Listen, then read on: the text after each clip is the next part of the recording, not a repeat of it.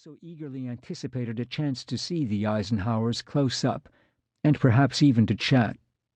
Elise admired President Eisenhower and had seen him from a distance on the few occasions her father's staff had been involved in catering functions on the grounds of the Gettysburg farm.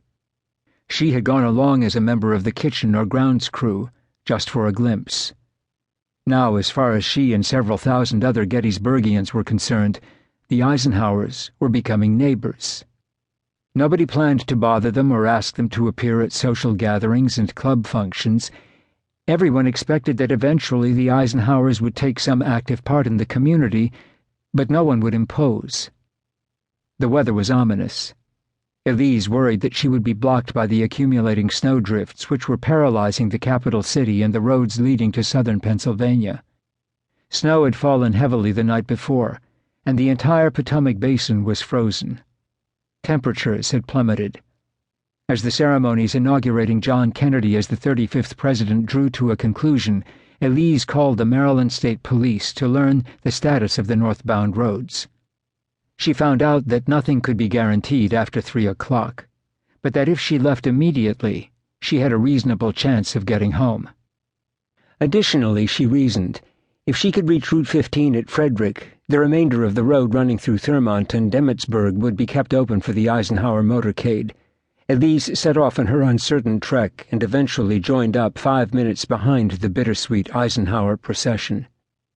Every mile, Elise saw evidence that the Eisenhower motorcade had passed through minutes before. She saw discarded signs reading, "Welcome Home," and the dispersing throngs who, moments earlier, had braved the cold to ease Eisenhower's transition to private life. In Emmitsburg, Peggy passed the congregation of nuns packing up blankets and signs outside of St. Joseph's College. Upon arriving in Gettysburg, she learned of improving forecasts for the 21st, calling for frigid weather, but gradually diminishing snowfall. The ceremonies, set for the next day, were on. At dinner time, my grandparents drove directly to our home, a former schoolhouse that stood in the corner of their farm.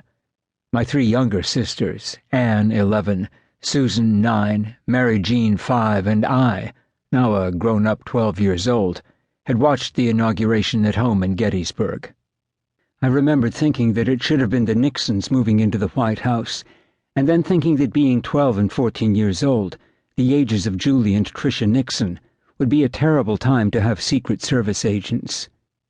I would miss the men on my detail, but not their constant guarding of Grand 1, Grand 2, Grand 3, and Grand 4, the official Secret Service names for my sisters and me. Everyone now seemed animated and happy, in sharp contrast to the air of numbing tension in the White House several weeks earlier. Relaxed, Granddad listened intently to every word spoken and seemed to say less than usual. He basked in the attention, joking lightly. Characteristically, he wandered frequently into the kitchen to supervise dinner preparations by Sergeant Morey and his wife Dolores, who had arrived at the farm earlier in the day. Morey had joined Granddad's staff as his orderly in the early months of the war in Europe, and Dolores had become my grandparents' cook after the war. My father, John, broke the spell of gaiety toward the end of the evening, standing up from the dinner table to speak. He reviewed briefly Granddad's accomplishments and then spoke of the years before the fame. As a small, tight-knit family of 3, the Eisenhowers had seen much of the world. They had lived in Paris and in Washington, both before and during the Depression. They then went on to the Philippines and 4 years of service under General Douglas MacArthur. The war had dispersed the family, John going to West Point, Mamie returning to Washington, and Dwight Eisenhower going on, in Douglas MacArthur's words, to write his name in history. Dad recalled that the decision to run for president had been difficult, but in the end, Dwight Eisenhower had returned from his NATO command to lead the country through 8 years of peace and prosperity. Dad spoke of the experience of a lifetime he had had serving his father in the West Wing.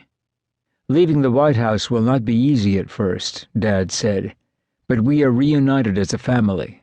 And this, Dad gestured to all of us seated, and outside toward the farm, is what we have wanted.